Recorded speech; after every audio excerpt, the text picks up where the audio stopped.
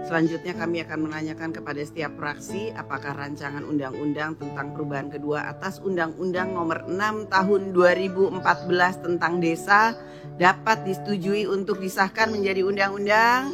Setuju ya?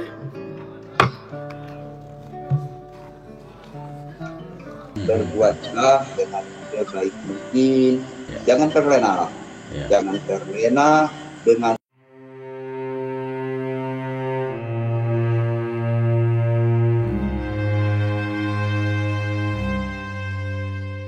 Assalamualaikum warahmatullahi wabarakatuh, sahabat-sahabat Dangwe semua di mana saja berada. Ya, apa kabar semuanya teman-teman sekalian? Mudah-mudahan teman-teman semua dalam keadaan sehat walafiat. Kembali lagi dengan kami teman-teman Dangwe semua. Pada malam hari ini kita kembali coba mengulas berkaitan dengan Undang-Undang Desa teman-teman sekalian. Ya, sebagaimana kita ketahui bahwa pada tanggal 28 kemarin bahwa DPR RI ya mengesahkan rancangan undang-undang terkait dengan perubahan kedua atas Undang-Undang Nomor 6 Tahun 2014 tentang Desa. Oke teman-teman sekalian, pada malam hari ini saya sudah bersama dengan salah satu Ketua Asosiasi Pemerintah Desa se-Indonesia. Dalam hal ini ada Pak Rasmandani. Assalamualaikum Pak Rasmandani. Waalaikumsalam warahmatullahi wabarakatuh. Apa kabar, sehat Pak Rasman? Alhamdulillah sehat walafiat. Sehat walafiat. Oke teman-teman sekalian, bersama dengan kita pada malam hari ini adalah Pak Rasmandani selaku Ketua Abdesi Kecamatan Merigi ya Pak ya? Iya.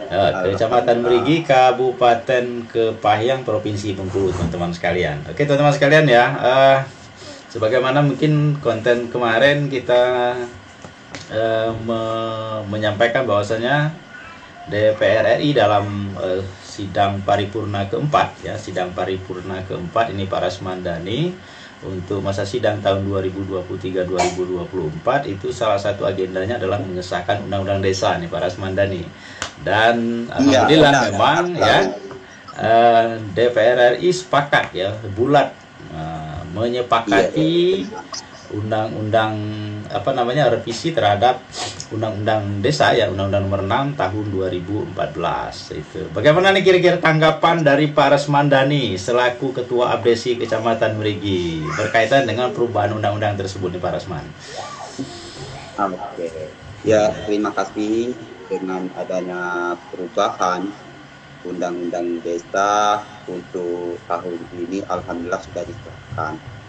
Namun di sini juga dari rekan-rekan kepala desa sangat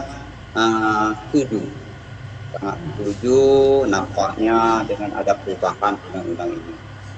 Jadi dengan adanya undang-undang ini, perubahan undang-undang ini, kepala-kepala desa mengucapkan ribuan terima kasih tak tertinggal kepada pihak-pihak terkait, terutama selaku atau Ketua DPR RI. Ibu Puan Maharani ya. Iya, langsung kemarin memimpin sidang. Iya, tangan Ibu juga selaku Ketua DPR RI sudah mengesahkan undang-undang perubahan dengan undang-undang masa jabatan kepala desa itu 8 tahun. Dan juga itu termasuk BPD. Iya. Juga itu 8 tahun. Di kami dari kepala desa terutama yang baru 4 tahun atau 3 tahun yang sudah dilantik. Itu sangat harapan kami sangat besar. Ini adalah kemungkinan nantinya ke depan kita selaku kepala desa yang ada supaya kita selaku kepala desa bertindak adil kepada masyarakat. Jangan sampai terlena dengan adanya perubahan undang-undang ini. Iya. 8 tahun itu sebenarnya kalau kepala desa itu ingin maju itu kesempatan. Iya, jadi 8 tahun itu cukup ya waktunya ya. Cukup, karena 1 tahun sudah pemulihan, kita masih melanjutkan yang lama. Tahun kedua itu kita mulai bergerak untuk membenah desa atau perubahan-perubahan. Dan juga tahun ketiganya nanti kita bisa pemikiran kepala desa yang baru. Yang baru ini supaya bagaimana desanya maju. Harapan kami juga pihak terkait bisa mendampingi kepala desa. Dengan adanya jangka 8 tahun, berarti kepala desa itu 5 tahun bisa berbuat semaksimal mungkin. Dengan adanya mungkinan nanti kan penambahan dana juga di situ, harapannya kan desa ini bisa bermanfaat untuk masyarakat. Dan juga untuk kita Kabupaten Kepayang dan rekan-rekan juga nantinya supaya jangan sampai ada permasalahan. Untuk menggali kekayaan desa. Mungkin pemanfaatan lahan untuk pertanian, untuk perkebunan, dan juga jalan-jalan produksi pertanian. Nanti pertanian itu dapat meningkatkan ekonomi masyarakat supaya untuk mengecilkan, yaitu menekan kemiskinan di desa-desa ini, supaya sesuai dengan program-program Presiden tahun kedepannya nanti, supaya kita dapat melaksanakan yaitu desa atau pemerintah, yaitu pemerintah yang diidam-idamkan oleh pemerintah, baik itu kabupaten, provinsi, dan juga pusat. Dan juga kami juga akan lebih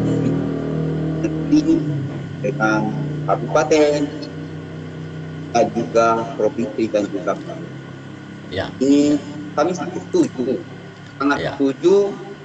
dengan adanya perubahan undang-undang ini ya, yaitu perpanjangan yaitu masa jabatan ini dari 6 tahun menjadi 8 tahun ya. Jadi 8 tahun. Kan saya kalau tidak salah nih, kalau saya coba merangkum ya, setidaknya ada beberapa hal itu ya. Pada perubahan undang-undang nomor 6 tahun 2014 ini ya, yang kemarin sudah perubahannya itu sudah disahkan. Ya ini ya, pasal 5A ini berkaitan dengan dana konservasi dan rehabilitasi. Ini mungkin desa-desa yang berbatasan dengan kawasan hutan ya, mungkin begitu. Kemudian ada yang ada beberapa pasal, ada pasal 26, pasal 50A dan 62 ini berkaitan dengan tunjangan purna tugas, kalau tidak salah ya. Tunjangan purna tugas untuk kepala desa, tunjangan purna tugas untuk perangkat desa, dan tunjangan purna tugas bagi anggota BPD. Nah, kemudian pasal 39-nya itu yang kemarin yang paling krusial saya pikir ini soal masa jabatan. Ya, pasal 39 di mana bahwa pasal 39 itu mengubah dari 6 tahun untuk 3 periode paling banyak, kemudian menjadi 8 tahun dan paling banyak itu untuk 2 periode masa jabatan. Ya.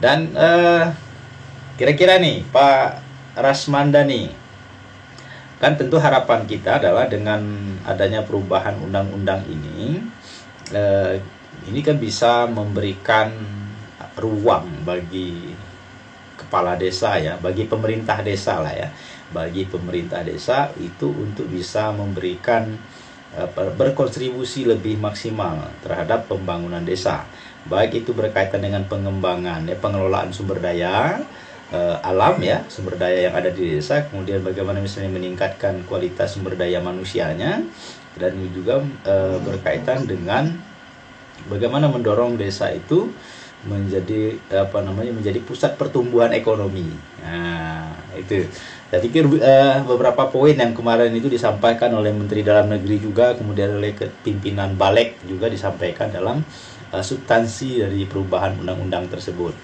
Kalau tidak salah demikian. Cuma persoalannya memang masih banyak para pihak ya, ada beberapa pihak sebagian masyarakat ya, itu yang juga kontra atau tidak setuju dengan perubahan undang-undang desa. Bagaimana Pak Rasmandani ini melihat nih, yang bagi ada banyak yang tidak setuju nih. Karena bagi mereka misalnya begini, beranggapan bahwa dengan perpanjangan masa jabatan kepala desa itu akan membuat ruang misalnya kan bagi penyimpangan yang lebih besar dan macam-macam. Bagaimana menanggapinya itu Pak Rasman? Jadi begini, jadi kalau masalah pro dan kontra itu jelas ada. Yang setuju dan tidak setuju ya di masalah perpanjangan yaitu kepala desa, jabatan kepala desa. Namun disitulah letaknya kita selaku pemerintah desa. Bagaimana kita bisa merangkul masyarakat yang tidak setuju dengan perpanjangan jabatan kepala desa ya. Di masa jabatan kepala desa ini yang setuju, kita lihat ke belakang apa sebab mereka tidak. Iya. Otomatis di sini ada peran serta masyarakat untuk memantau termasuk BPD, pemantauan dari BPD, kecamatan, kabupaten, itu harus dipantau kepala desa ini. Jangan sampai dana yang dikucurkan oleh pemerintah pusat itu sia-sia. Banyak pelenggungan atau banyak korupsi. Tapi nantinya itulah letak peran kita selaku pemerintah desa ini. Ya, desa ini bisa maksimal bekerja, jangan sampai ada permasalahan. Dan juga kita yang bekerja kini, kepala desa kini, kita bagaimana kita bisa meningkatkan ekonomi masyarakat, bisa memberikan ruang yaitu pekerjaan orang yang nganggur. Di sini dengan adanya program-program pemerintah ini nanti kita bawa ke desa-desa, kita kembangkan. Dengan adanya kita kembangkan, yang kontra tidak setuju perpanjangan jabatan kepala desa ini. Oh, berarti ada manfaat, sangat besar manfaat. Kita supaya bisa maksimal bekerja, tapi jangan sampai kita yang menjabat selaku kepala desa ini terlena. Terlena uang yang diberikan oleh pusat, karena ruang untuk korupsi itu besar. Namun kalau kita memang bekerja kepentingannya untuk desa, untuk masyarakat ya. Otomatis ya sama-sama bisa ada kendala di lapangan, kita selesaikan dengan musyawarah mufakat. Itulah dengan peran kepala desa, DPD, tokoh masyarakat, tokoh agama. Disitulah letak harapan kami juga nantinya dengan ada perpanjangan jabatan kepala desa ini.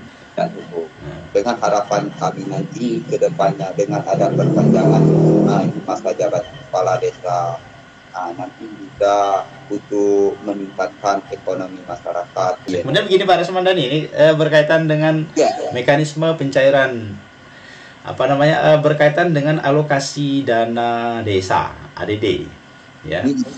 Kalau selama ini kan persoalan kita di ADD itu kan yang dialami oleh semua desa ini karena dia kan